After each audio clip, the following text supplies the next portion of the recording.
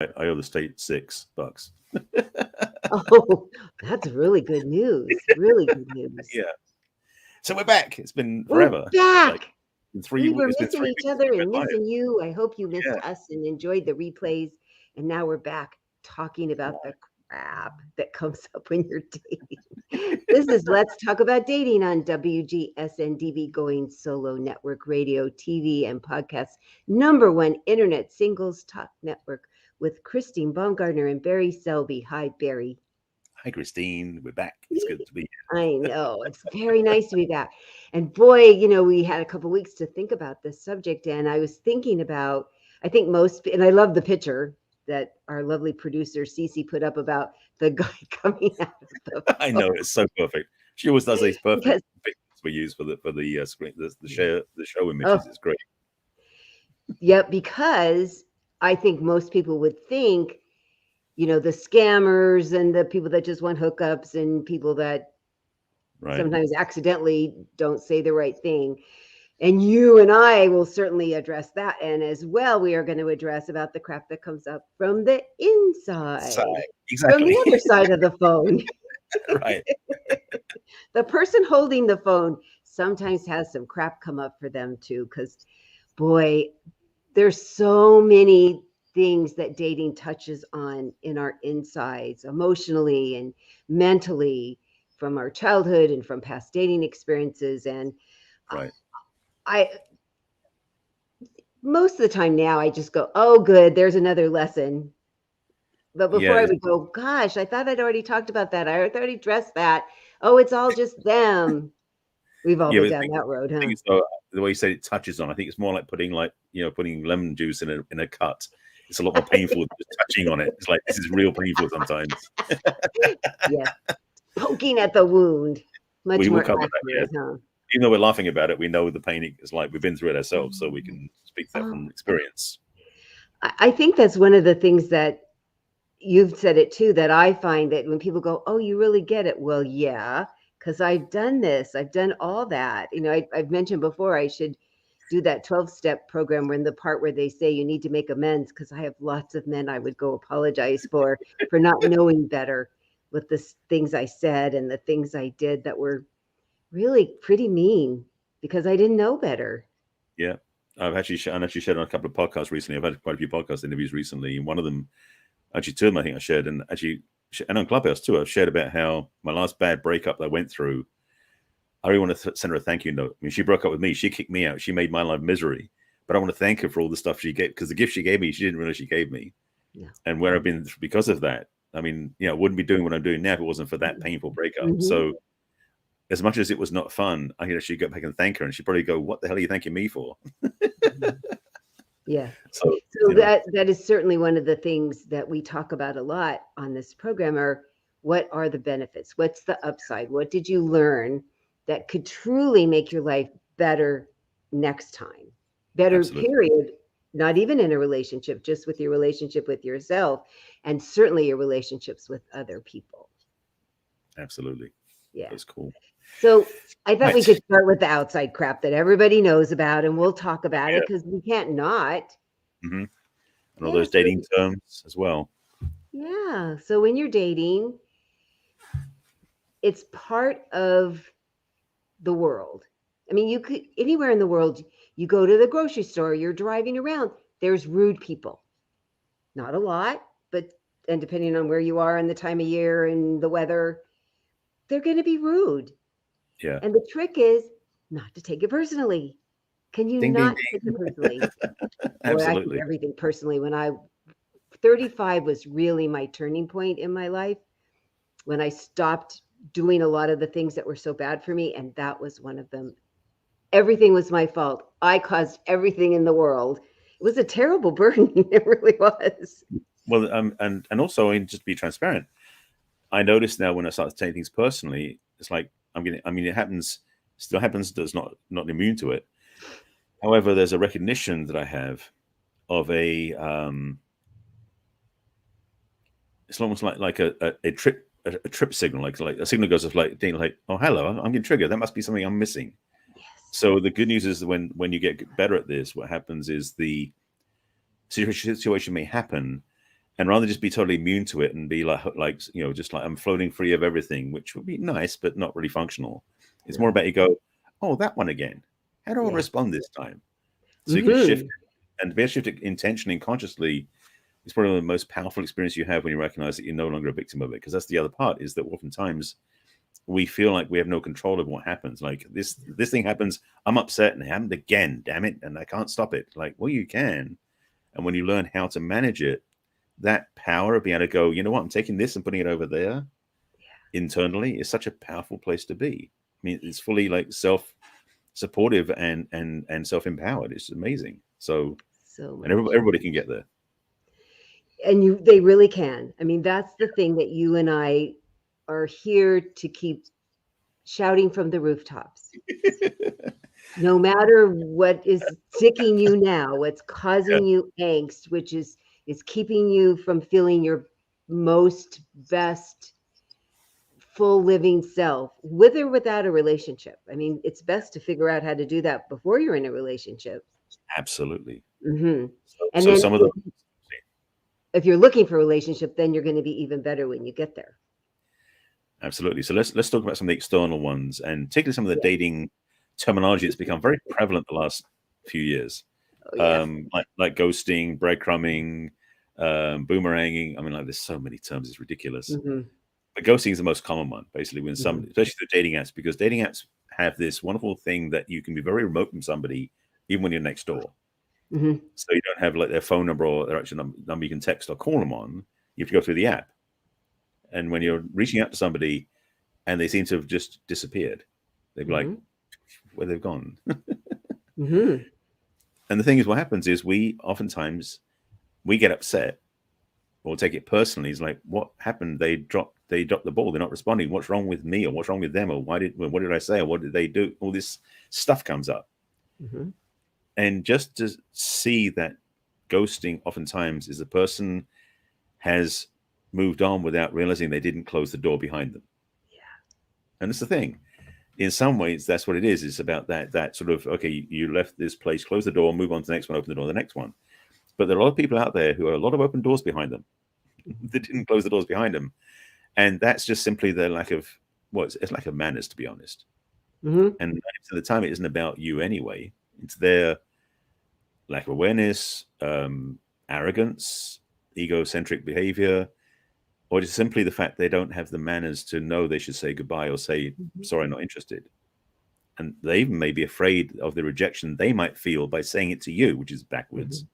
Or get yelled at. Right, yeah. And to be honest, I've been on the receiving end of that sometimes, so I understand the feeling. But even so, it's like I do my best, and I'm not perfect again, but I do my best to reach out and say, look, I'm not feeling this is going to go anywhere, but thank you for the experience we've had so far. And I wish you well in your dating life, or something like that. But the ghosters don't do that.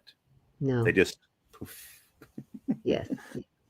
And it's interesting that I love the visual that you gave about the door, because the word that people use is, I want closure. Right. Yes. I want to feel closure, which is perfect to use the door analogy to say, okay, they're moving on, and now I know I can and need to move on. Because if somebody hasn't said goodbye, you're still waiting and wondering, and are they going to come back? Yeah. And should I spread my attention someplace else? It's hard. It's very hard. And it's funny we said that, but I got a visual of something happened a couple of years ago when I was working at my spirit center, greeting and being in the. Oh, are you guys there? I'm yes, sorry, because it looked like we had gotten kicked off. So when I had come back on, it looked like you guys we were in the middle of the show. We're going fine. Sorry, I apologize. I'm going down. This is our wonderful producer, Cece. Cece. But it looked like you guys had been kicked off, and I don't know what happened. So it was only on my end. So I guess it was a joke. Are you guys doing practical jokes on me now? No. We didn't even have to do that, I don't think. Oh, you terrified me. Okay, I'm going down. All right, bye. Okay. All right. Back to the show. Where were we? Oh, yes. So anyway, well, look at the good closure she did, right? She didn't just leave us hanging. There you go. Demonstration. Perfectly done. No ghosting. We planned it that way. We did? Oh, yes, we did. Yeah. So no, the thing I'm noticing, the thing about the door closing piece was where at the spiritual center I go to, this is a couple years ago during winter, and before the pandemic, of course. And we had doors that would have a bad habit of sticking when people left, and the outside doors would let the cold air in. And I'd be hanging out in the lobby, not in a coat because it was warm in the lobby. And so I'd start getting testy, and I start cracking up at myself, and I go like up behind them and close the door behind them, like, slam the door closed to try and make it loud enough that they would hear it, even though they're too far away to hear me close the door behind them. Yeah. So I noticed it's like, the thing about this stuff for me is just I watch myself get upset about something, get like, filled up. And then I just burst out laughing, going, am I doing this again? And so I have fun with it now. But that's the thing, is that sense of having to be the one closing the door behind them, leaving you, so to speak, is something that it may sound like, it's like, damn, I got to do that again. Like it's the weight and the pressure and the fact you got to take care of them, but take care of yourself. First of all, by closing that door, you take care of yourself because you are having closure for yourself so you can move on. But secondly, you can make a game out of it if you want to. It's not, truth, effort-wise, it's not much effort. It's purely just shifting of perception in that and things. You're not closing a physical door like I was, but you are experiencing that sense of closure that you need. Because the thing is, back to the codependent conversation for a second, when you are asking someone else to have closure and you're not willing to close it yourself, you're putting the pressure on them to fix you, and you're feeling upset until they do it. So you're not free anyway. So why not be the one to take charge of your own freedom and say, you know what? I'm closing this off. We're done. And move on. Being proactive about your own life in every area. Yeah. Including dating. Absolutely. Including interpersonal relationships. Oh, yeah. Conscious dating. It's such an important thing. So one of the other things that people complain about a lot is that crap when somebody gets really sexual and wants, sexual pictures and starts making, sexual conversations and innuendos right away off the bat. Yeah. And we get all upset. And how can they treat me that way? Who do they think I am? They don't know you. Right. They have no idea who you are. This is just who they are. Yes. And as Maya Angelou said, when they show you who they are, please believe them. So yes. That's another time when you don't take this personally. They're just they're trolls and they're trolling.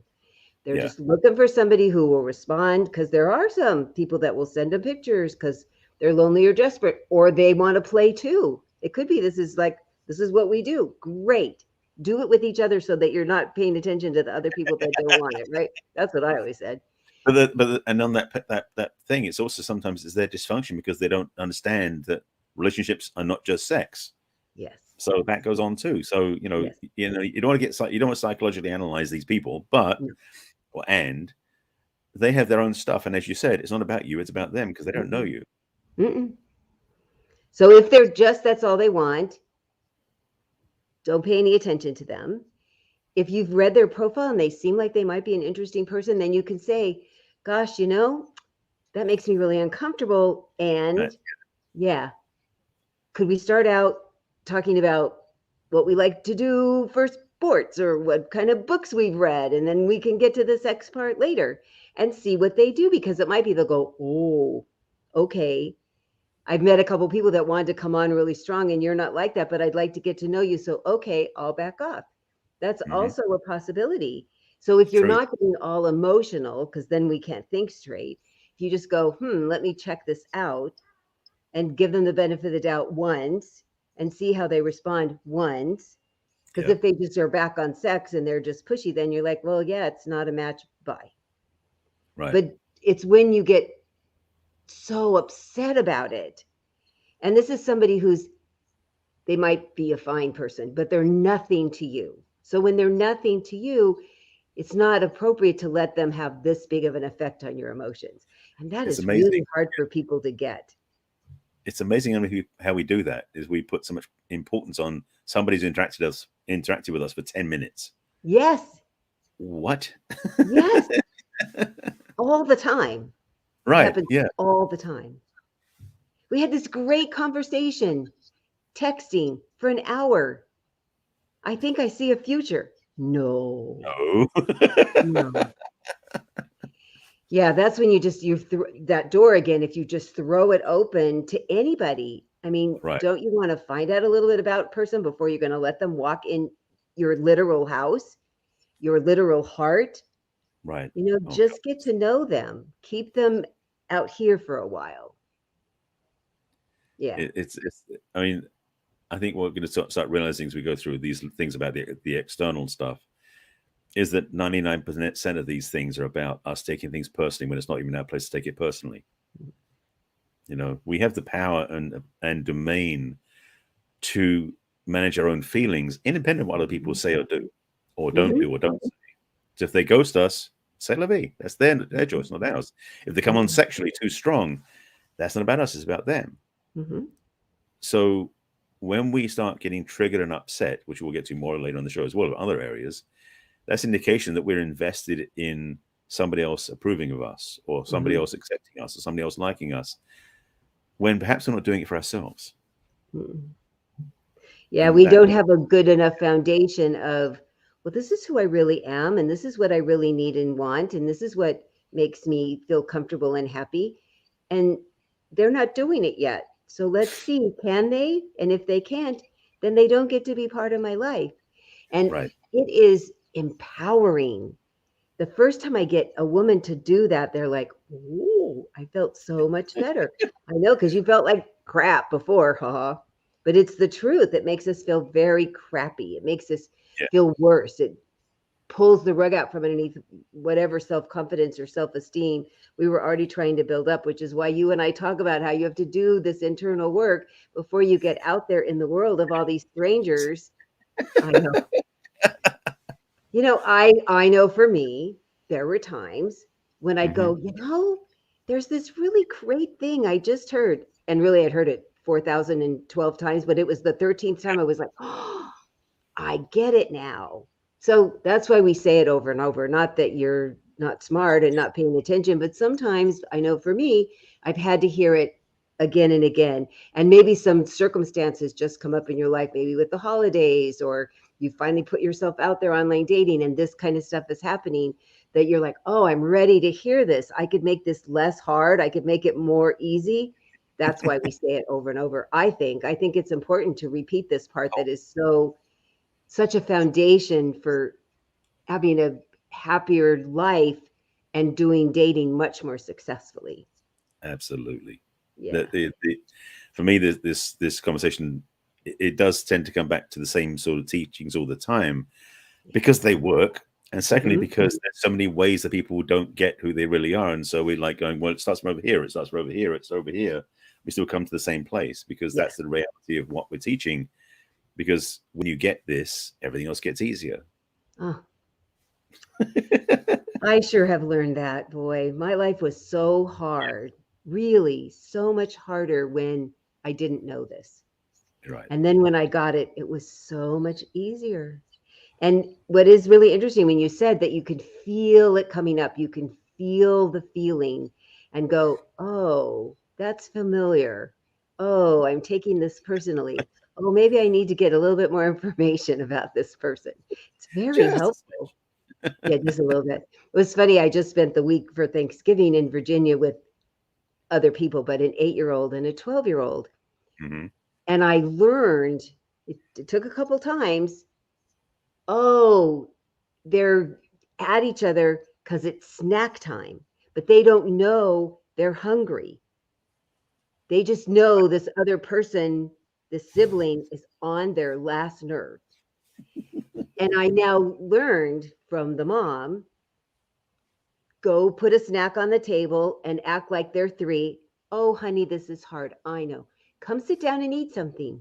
Oh, I know he's driving you crazy. Come sit down and eat something. And then life gets so much better. If you just do that with adults, it'd be so much easier.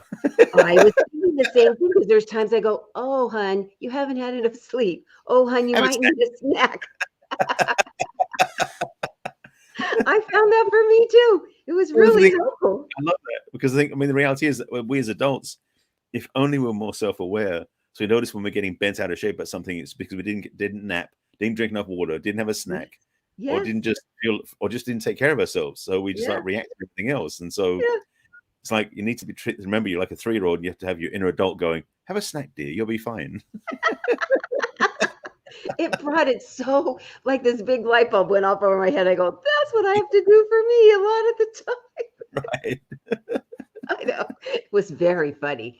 I just kept learning all these lessons from this 8-year-old and this 12-year-old. It was just constantly so much fun to go, yeah, this is me. This is my clients. It's so fun. It's, I mean, we all carry our inner child within us, or inner children. Yeah. So this is not something you leave behind necessarily when you become an adult. Because no. Sadly. Well, and that's the thing, because people say, well, then do I get rid of that part of me? No, because that's the fun, juicy, sexy, great. Oh my gosh, isn't this the best? And it's so exciting. And oh yeah, I want to do that. You just have to know that there's an adult in residence that's going, okay, hon, you need a little more sleep. Okay, hon, let's get you a snack so that you can go back to being your happy, cheerful self again.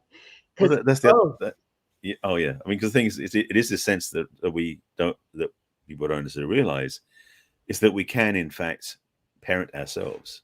Mm-hmm. We can parent our own selves, and oftentimes, I mean, if you didn't have a good model when you're being raised, then maybe you need to take some classes or read a book or study from some videos to learn how to be your best parent of your own inner self, because there is an inner child there. As you said, we don't leave them behind. No. They're within us all the time. Although we may ignore them or suppress them or deny them, the truth is they're in them. They're in us. So why not include them and ideally enroll them in what we're doing? Because then they bring all the energy with them, which is awesome. Yeah. So yeah, that's another teaching. I know we'll get path, but yeah, that's such a key piece too. Well, it certainly brings, I think it exacerbates this crap subject.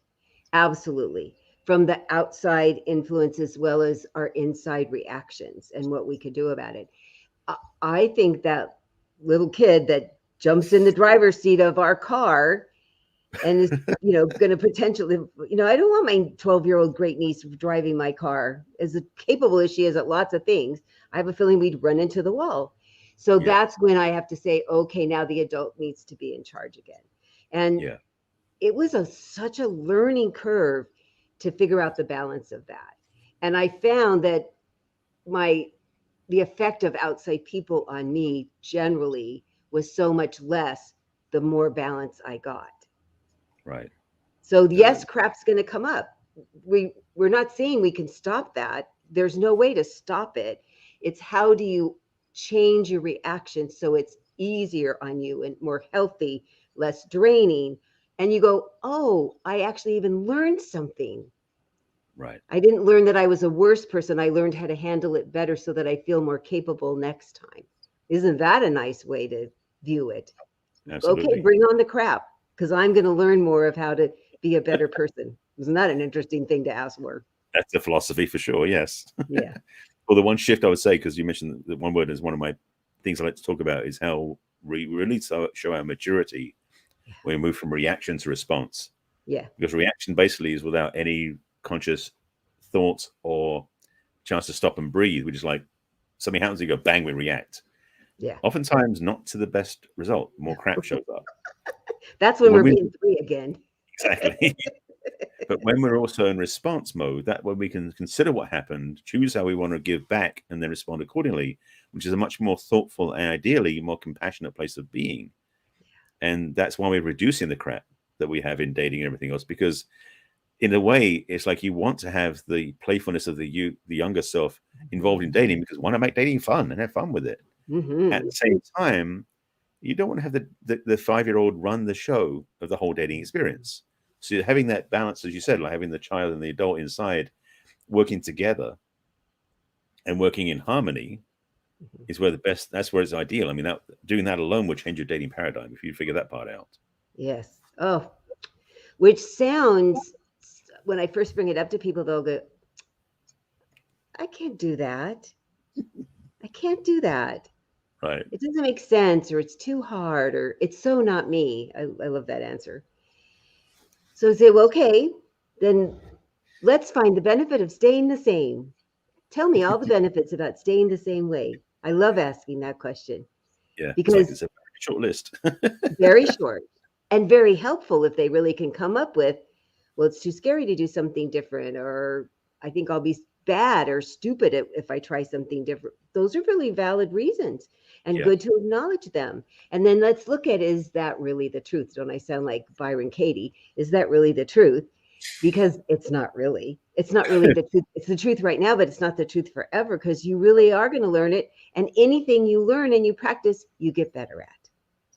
So one of the things that came up with the 8-year-old and the 12-year-old is, when the things were starting to get really bad, I said, you know what I do sometimes?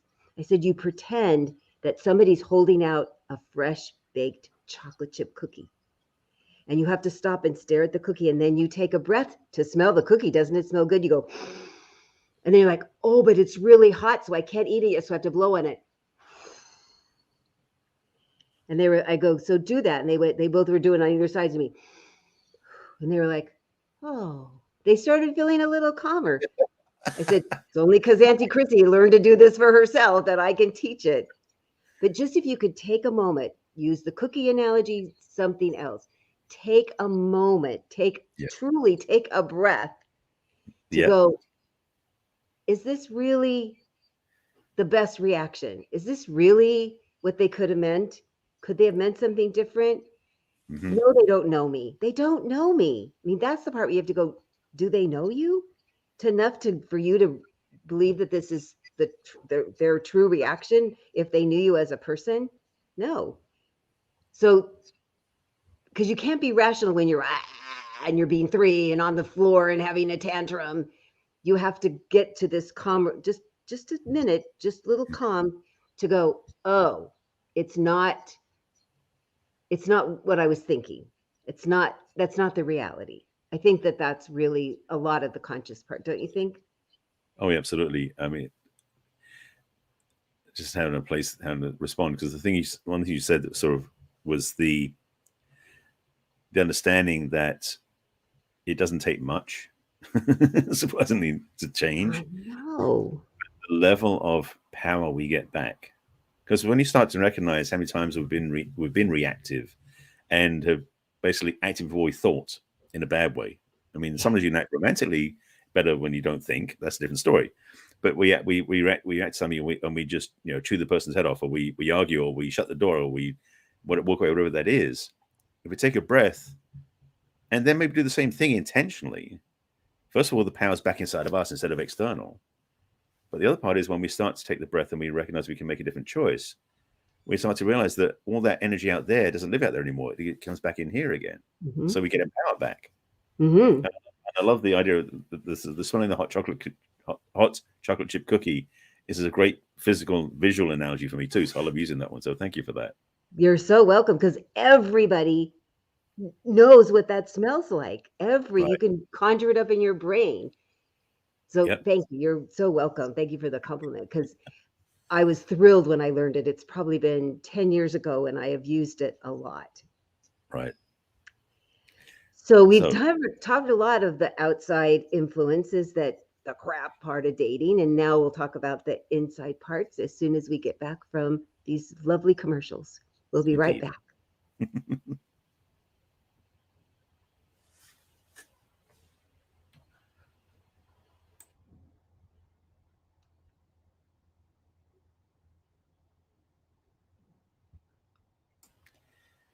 I think we're coming back. Maybe we broke too fast for her, huh? I trust you. She was ready. I thought so. It's a fun show today. It's been away for 3 weeks. Oh, she lost the commercials. We're talking some more. Well, geez, we don't have to worry about us finding stuff to talk about. We're always complaining we don't get to talk long enough, huh? So shifting gears, welcome back to the second half of the show with no breaking. We're talking about the crap that comes up when you're dating, and we talked about all the external things that feel crappy when you're dating. We talked about it a little bit. There's a lot more. There's a lot more besides, but they definitely talked about the main keys to remember. Yeah, because there's lots of things that feel crappy about dating, for sure. Yeah, unfortunately. But we covered a lot of the big ones. And there's also a lot of good stuff happens with dating, else we wouldn't do it. So it's not just about the crap. Yes, because we're looking for love. We want to be in a committed relationship, and our essence is to help that process feel fun. It is a means to an end. You do need to date in order to meet somebody. You have to go out with them a few times and have conversations with them to get to know each other, to see if you are a match and that you have things in common that would feel like something you want to build a future on. And if you could have fun while you're doing it, then so much the better. And that's really what we try to bring to this, is how can you still have fun while you're going through this process? So just to say another way, the title of this show is not the all and be all and end all of dating. Just there's a certain part of dating that can be crappy, both externally and internally. But the recognition that dating ideally is a joyful experience that gets you what you want, lots of love and fun and connection and intimacy and honesty and all these wonderful things. But if it ain't that, this might be what's in the way. So we want to make sure we cover it so you can get through this and not deal with continual crap in your dating experience. Yes. Such a good point, Barry. Because don't you have a lot of people say, it's so much work, it's too much work, I'm giving dating up. Sucks. Yeah. Yes, dating sucks. Yeah, boy, people say that a lot. Yeah. So this might be the reason you're feeling that way, that your reaction to external things that are happening, that we've now talked a little bit about how you might look at it differently and react a little differently. And now the things that feel crappy inside of you that might be causing the crappy outside stuff to happen. Because we like thinking we're in control until, oh my gosh, it might be my responsibility. But the best part of that I discovered was I could do something about that. It's funny because so many people are so attached to blaming other people so they can feel superior. Which is like that's what you want to bring to dating. Okay, that's fine. Anyway, no judgment of their choices. But the thing is, some people are caught up in the paradigm of wanting to blame. But as you said, it's like when you recognize that you have the power to change it, that's real power.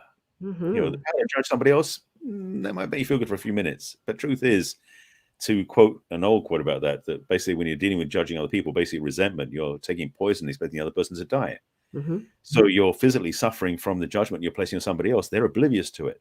There's really no point in doing that. However, when you take back control, excuse me, and can see how you can change the way you respond to something and maybe change the direction you move in, that power you have to do that is incredibly rewarding and uplifting as well. So dating is work. Yes. It can be enjoyable work. It can be hard work, depending on the tools you have, your attitude, what you perceive is happening when you're putting yourself out there. Because I love what I do for work. You love what you do for work. Yes. You can love the work part. That's the part that if you look at the different way of looking at work, then dating is work. You know, you need to think about it. You need to do a profile. You need to communicate with people. You need to think about, what is it I really want to talk about? What do I need to find out about them? It's sort of like a job when you're applying for a job. Right. But if you like it, if you feel good about it, if you feel empowered, if you feel like you have really good tools, then it's really fun work.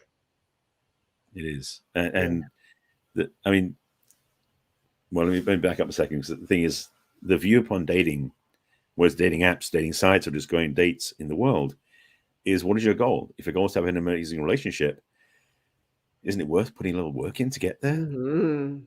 If you're just dating to have dates, then isn't it a lot worth having the fun to get to the dates and stuff? So I mean, either way, it can be good to do. It's just that when you find the crap in the middle of it, you step in the crap, so to speak. That can feel a little bit less than wonderful. And so some of the piece we're going to get to, which we talk about now, is the stuff that comes up for us when we're dating. Because one of the challenges of dating, especially when you start getting beyond the first date and second date, you start to meet somebody, is a lot of the history starts to run in the tapes in the background. Those little tapes that you basically recorded over the years in past relationships, the expectations, the past pains, the past sufferings, the past upsets, the past wounding, all those things tend to surface once you're back in the saddle again, so to speak, back when you're back in that relationship. That crap, which is unfortunately present for many people, is only because they didn't heal the crap in the first place. Mm-hmm. I mean, to put it simply. But the recognition of, and this is one of the things I did many times in my relationship history, is why I talk about it so much, is that I would just think about the fact that relationship didn't work, so I'll find somebody else and it'll be different. But it wasn't. Same thing again, same experience, same pattern, same breakup. It's like, no, it's not me, it's them. Find somebody else. Mm-hmm. Find somebody else. Eventually you start to let, hopefully people watching this will get this, because we talked about it quite a bit, that eventually you're going to go, different people, same result. Maybe it's me, not them. Maybe you look in the mirror instead of looking at them going, they're wrong. Mm-hmm. Just a thought that perhaps the possibility of freedom is actually in here in the first place. You and I've talked about it so much that we went through that epiphany individually in our personal lives that, oh, it is me. And it's normal to go, ew, wow, what kind of person's like that? And oh, am I broken? And who's going to ever want somebody like that? But then you get to say, oh, I could do something about that. Don't you think so, Gigi? She does. Yes, she does.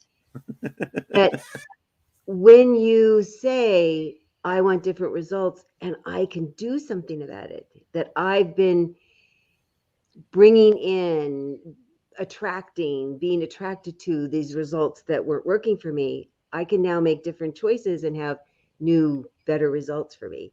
And both of us have talked about what truly feels sort of immediate, the shift.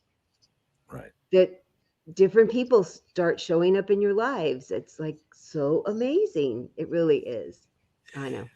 It's one of those side effects of making the change, is that people around you change too. How does that happen? I wonder. How does that happen? Yeah, you don't have to change the people. New people who are different will show up. Yeah. But also, it's funny, I used to say central casting would send people that just look different, but they all have the same part to play. Yeah. Well, I was going to say also part is that the people who are around you will start to change as well. They'll either fall away or they'll shift. Yes. It's magic. It is magic. It feels magic. Yeah. And I love teaching it and going, just trust, just try it. If it doesn't work, we'll come up. I trust I have other plans. And they always come back going, oh, it's different. I go, I know. You're now a believer. It's so cool. It is. So if we go back to you take everything personally, well, who helped you feel that way when you were little? That's always a really good place to start. It's been a really good place for me to start, for me and for my clients.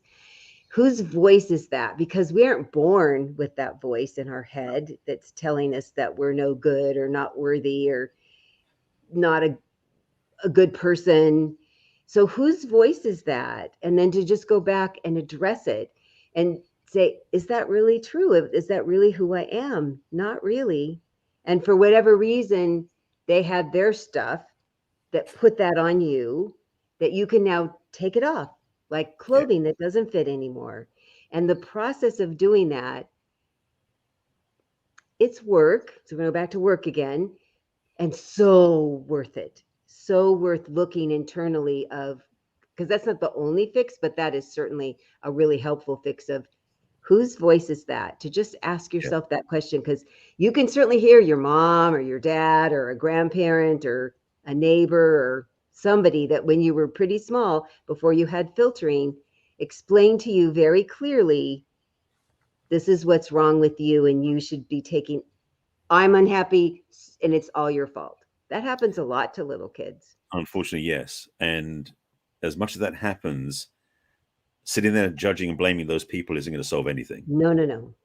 So the reality of that is that when you become aware that voice in your head is not yours, it's yours repeating what they said, because that's the other part is, yes, people maybe the adults around, parents, grandparents, etc., said to you when you were very young negative things about you. The funny thing is, or the unfortunate thing is, as an adult, it may be our own voice saying the same thing now because we just took it over without even questioning what it was. Yes. So what this point is about is recognizing that, first of all, you can question those tapes, those recordings, those voices that said those things back then. Because 99.9% of them, if they're negative, are wrong. Just to say it carte blanche, because that's the way it is. Yeah. There might be some corrective feedback in there. Maybe some things you could do differently, or maybe there were things when you were a kid that maybe you were clumsy, but as an adult, you're not. So why are you still thinking you're clumsy because you were told when you were 3 years old? So be very diligent, but also be very, very direct about to confront those voices, to actually ask those voices inside, like, where do they come from? And are they even valid anymore? Because again, most of the time, if not all the time, they have no validity anymore. Yes. And those people who said that to us, most of the time, I learned they just were doing the best they knew how. It was how they were raised. It's the messages they got. They didn't know how to raise children any other way because that had been their example. So not to chastise them at all. I like that you brought that up. That's not the point of this. The point of it is to just look and say, is that the truth today? Even if it might have been partly true or even all the way true then. That was another thing about the 12-year-old. She's 5'7". And she goes, Auntie Chrissy, sometimes I trip. And the other day she dropped her cello. It only put it out of tune. It didn't break it at all. But I said, I remember I got tall really fast and then I stopped. I said, you're just trying to figure out how to deal with these long legs, such long legs and these long arms. And they're just sort of everywhere. And they weren't that way just even a couple months ago, that you keep growing. I said, you're growing into yourself. And she's like, oh, I never looked at it like that. I said, sometimes it's really hard to be 12. It's just hard to be 12. With an 8-year-old brother. I mean, really, there's times it's hard. Yeah. So this is what you're doing. You're going to now grow into something new, and you'll have growing pains and growing clumsiness. So that's the other thing, because then you're going to use it as justification. Well, see, I'm not good at this. Just new. Trust me, it's just new. So I wanted to make a point of that. Give it as another reason to give yourself a hard time. No, definitely. And I would strongly suggest that everybody should consider that anything below the age of 18 was all trial and error. Yes. Oh my God. It's like, let it all go. It's okay. All those mistakes, the clumsiness, the errors, the wrong things that were said, all the stuff we didn't do well before the age of 18, that's a wash. It's like, that just simply happened. Yeah. It's like, that's it's okay. Why they don't put it in public records, right? That's why they seal them, because we're not responsible. No, but yeah. As an adult, there's some deference about that, but recognition of the fact that we are learning. I mean, we're still learning as adults, so be gentle as well. Hopefully. Well, the thing is, those dating mistakes we make in those relationships, I know for myself, I mean, a lot of stuff in my book and in my coaching comes from mistakes I made that ideally I don't make anymore. Yeah. But if I do make them again, I don't judge and curse about it. It's like, oh, okay, now I'm familiar with this. I know how to fix it now. Yes. And that's the truth, is that 90% of the time, I use the percentage arbitrarily, but a large amount of the time, we will tend to do things that aren't perfect, which is okay, first of all. But secondly, we can then go, oh, okay, that's interesting. I can change that. Yeah. And then it becomes a game in a way. You can play with this, because it becomes lighter when you're not putting as much pressure on yourself to be perfect every single time. And in dating especially, and it's interesting how we do this. That's why I have this conversation with somebody recently about the sense of putting on such a perfect presentation at the first date. Yeah. Everything's got to be just perfect, so presentable, so they'll fall in love with me. But 6 months down the road, you'll be eating pizza with your hands stuck down your sweatpants and burping. So, so why not just be authentic from the beginning? Not saying you should be slouch from the beginning, no, but don't try so hard. Yeah, be honest, be real. Yes, present yourself nicely, but don't go overboard and get so fixated on being perfect that when you don't, you start judging the crap out of yourself. Yes. And my big thing along that vein is I want to feel really comfortable sitting there. And I used to think it was their job. And I learned it made a lot more sense for me to figure out how to make myself. How come he's not making me feel more comfortable? I wonder. Oh, that's one of the people I have to go apologize to, because it was just so strange that I believe that could have passed a lie detector test. That it's our responsibility. People go, how do you know all this stuff? Because I did it all. Yep. Oh, yeah. So, I got a few of those. How do you get yourself feeling comfortable? What do I need to do ahead of time before I go meet that person for the first time so that I know that I feel comfortable?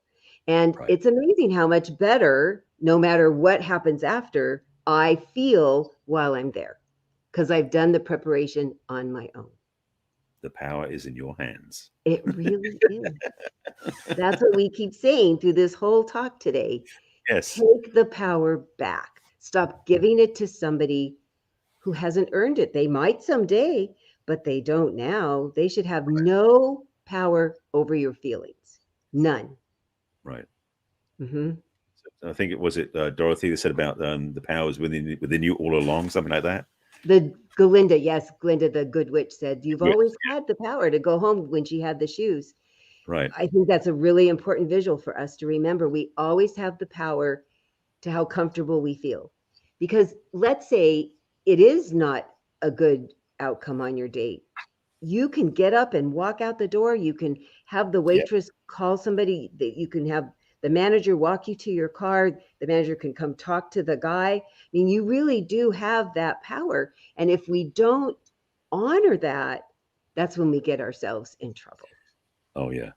That's one reason I always recommend, and I know we're going to wrap this show up in a second, about having that date where you meet in public somewhere separate. So you drive yourself there, especially the first few dates. Is you take care of yourself, the women especially, is you drive yourself to the date, you do it somewhere centrally neutral where you're not on each other's turf, so to speak, that you do somewhere economical so then you don't feel begrudging, like you need to owe them anything, so they feel begrudging about it. It's like, no, you pay your own way, you do something cheap, so that way there's no overt responsibility, and you do it somewhere public, so where you got safety. For women especially, is have that place so you can choose to meet the person on neutral territory, so to speak, and then you decide if you like them or not. And if you like, if you got a couple of times and you say, this person's growing on me, I like him, then you can go on a romantic date with more trust and more intimacy available. Yeah. So smart. Yeah. And so often I was thinking when this was coming up, and that I think we need to do a whole show on, is so much of what feels like crap is just all that misunderstanding and miscommunication that happens between men and women. I think we could talk a whole show about those things. Yes. It's absolutely sad. It's sad how completely misunderstood we can both be with the other person, that makes us feel like they're being a crappy person, and it isn't that at all. It's just a language barrier. Yes. Yes. We'll save that for another show. Don't you think that could just be so rich? Definitely. Because I think we've covered a lot of the things that most people think about is the crappy part about dating. And hopefully you're not having a lot of it in a row. That's really the best, that it just pops up now and then. But when it pops up now and then, now you have some tools. And if it's happening all the time, you definitely need to talk to Barry or I. Indeed. Because you don't want it to happen all the time. No. Just a crappy person now and then pops up. And because if it's a really crappy person, then for sure, then it's crap. But most of the time it's not. It's misunderstandings and us taking it personally and us making it affect us more than it really should. Right. So if you want some help, how are they going to find us so you can do this, so we can help them? Such a good segue. Good job, Barry. So the way to get a hold of me is through my website, which is www.theperfectcatch.com, and click on what's holding you back from love. And that will give you a chance to have a complimentary conversation with me where we can figure out if you're having crappy dates over and over and over, and it's feeling like hard, horrible work, we can turn that around. You could also send me a personal email at Christine@theperfectcatch.com. You can also reach me on social media on Facebook and LinkedIn and Twitter and Pinterest and Instagram and YouTube. There you go. Nicely done. I got them all this time. And tell them how to reach you too, Barry. So the same preface, basically, if you want to reach out and get support, you can go to my website, which is barryselby.com. You can click on several buttons on the site got redone, so I'm remembering what the buttons are, but basically there's ways of reaching out and connecting with me and setting up a conversation, which is a complimentary chat between me and you, so we can work things out, figure out where you are, and see if I can help you, because maybe I can, maybe I can't. But the truth is, if you don't reach out, you'll never find out. You can drop me an email directly, barry@barryselby.com, and I'm on. In fact, by the way, at the bottom of my website, there's a little opt-in on my website. You can become part of my email list, so you'll be notified about the things I'm doing, and you get more information and get free gifts, like this show. And on social media, you find me. I'm under Barry Selby on most of the platforms, so definitely on YouTube, especially because I have lots of videos on YouTube, on LinkedIn, on Twitter, Pinterest, and on Facebook, it's Barry Selby. The author is my business page. And on Instagram, it's The Real Barry Selby. And I'm also on Clubhouse as Barry Selby. So, and Clubhouse is blowing up again. I've gotten some really wonderful guest expert spots in some rooms on Clubhouse, which have been fun. So, but yeah, lots of good stuff. Very exciting. Yeah. So we're both here to help you. So reach out to us however you feel, and let's see what we can do to make your life and your dating experience a lot less crap-filled. Yes, and a lot more fun-filled. Indeed. Yes. So we're on every week on Thursday at 1 o'clock Pacific and 4 o'clock Eastern, and we'll look forward to you joining us next week. Actually, next week, I think it's at CC. We'll be having a replay. Replay, yes. But we'll see you in 2 weeks live. 2 weeks live, for sure. We'll see you then. Cracking each other up. Of course. Bye. See you.